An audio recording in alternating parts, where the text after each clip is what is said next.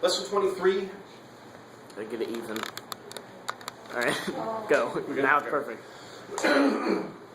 Lesson 23, sketching the graph of the exponential function, which sounds more intimidating than it really is. It's actually very simple as long as you have good notes. This is everything you need to know about sketching the exponential function. Key word here, by the way, is sketch. Not detailed, ultra-precise graph. We are sketching the graph. We want a basic idea of what it looks like. The exponential function is when the variable x is in the exponent. Looks like this. Y equals some number, some base, to the x power. There are basically two shapes that it could look like. If the base is some number greater than 1, then the graph will look like this. So think through this with me for a second. If I plug in a really large number for x, and I'm raising the base to a very large power, Nathan. If I plug in a very large number for x, and I raise a number to a very large power, what happens to y? It just goes up. Right? If I've got some number raised to the power of x, and x is a really big number, that's going to be a really big number that comes out for y. So the further right I go, the higher the graph is going to climb. Now what happens? What happens when x is 0? Nothing. What does y equal? Fine. Stays on the 0. Anything to the 0 power is 0. no 1. And so when x is 0, y is going to be 1 because anything to the 0 power is 1. So I have a point here. It crosses the y-axis at 0, 1. Now what happens when x is a negative number? Remember what a negative exponent means? Goes down or left. Not quite. I know it's Monday morning.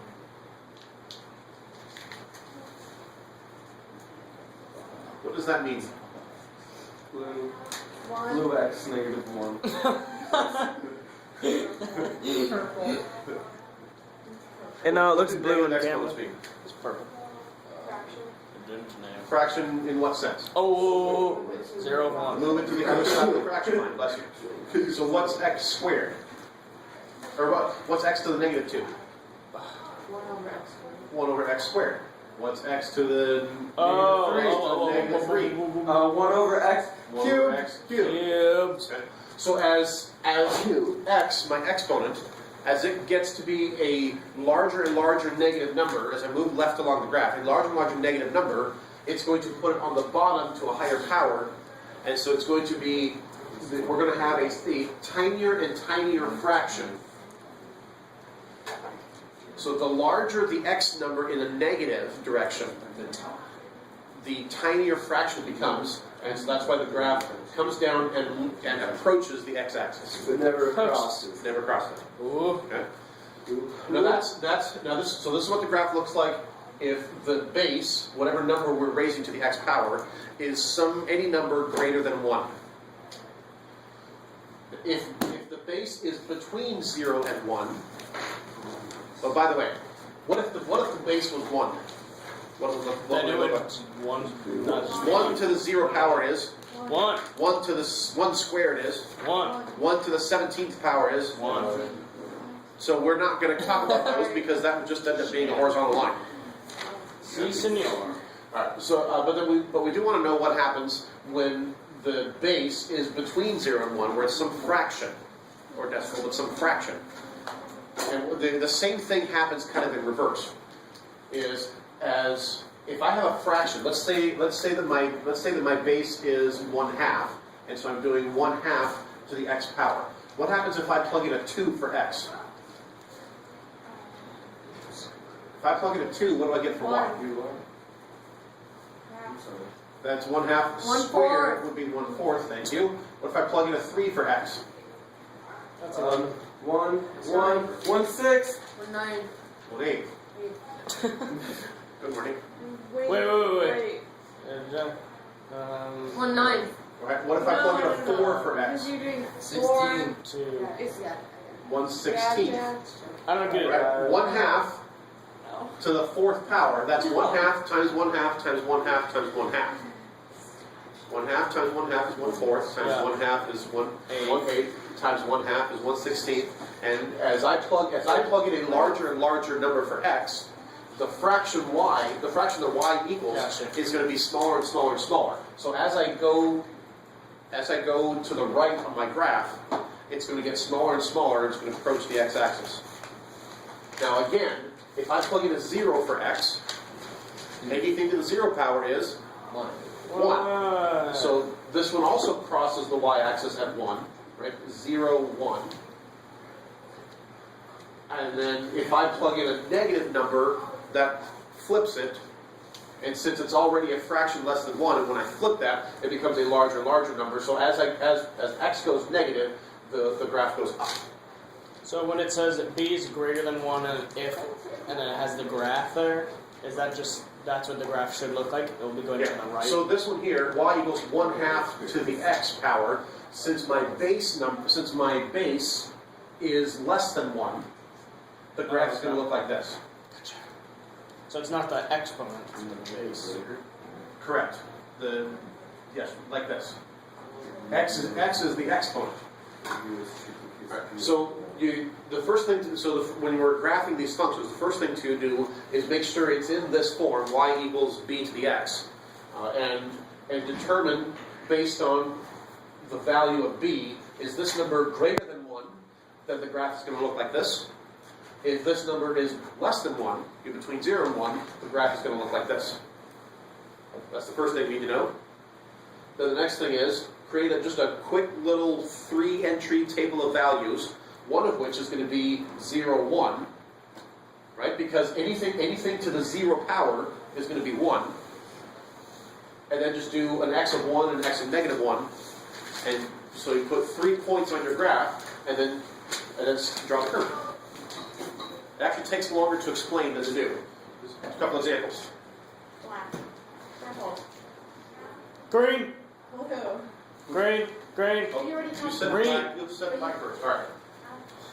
Let's take a look at this example here. F of x, Make or me y, angry. equals 5 to the x. Step 1, what basic shape am I looking for? Is this going to look like the pink graph or the purple graph? purple. Purple one. Why? Because it's greater than 1? Because the base is greater than 1. So I know that's going to look like this. Right? I know that's the basic shape. It's a horrible curve, but that's the idea. So I've done my first step. Now I'm going to create a quick table of values. X and y, negative 1, 0, and 1. If I plug in a 0 for x, what does y equal? 1, because anything to the 0 power is 1. Anything to the first power is itself. So what's 5 to the first power? 5. And to the negative 1 power just means flip it. So that'd be 1/5. So let's graph it then. 1, 2, 3, 4, 5. 1, negative 1. So I know that 0, 1, I know this point is on the graph. I know that 1, 5 is on the graph. And I know that negative 1, 1/5, which is probably going to be about here. And I know that it's this type of shape, so I've got 3 dots. So I just connect the dots. There, I sketched the graph. Okay. Oh, I did it. Orange. I don't have an orange. So red was before these have. Let's take a look at this one. Take a look at this one. These are usually easier to see if you put them in fractions instead of decimals. So let's rewrite this using a. So what's the base on this? 5? 0.25 is what as a fraction? 1/4. 1/4. So we've got y equals 1/4 to the x power. What shape is the graph going to look like? The pink graph or the purple graph? Pink, Purple. pink, pink, pink. You said purple. The pink graph. The base, the number that we're raising to the x power, is between 0 and 1. So it's going to look like this. So the basic shape of my graph is going to be like that. Quick table of values. It's going to be x, y, negative 1, 0, 1. Anything to the 0 power is 1. Anything to the first power is